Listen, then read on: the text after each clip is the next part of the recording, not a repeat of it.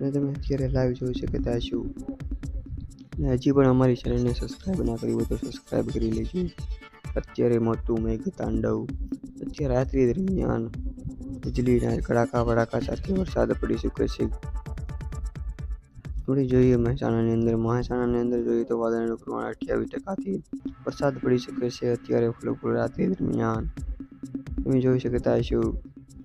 અત્યારે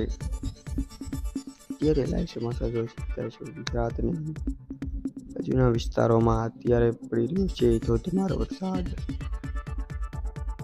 આપણે આગળ જોઈએ તો આગળ કેટલો વરસાદ પડી રહ્યો છે.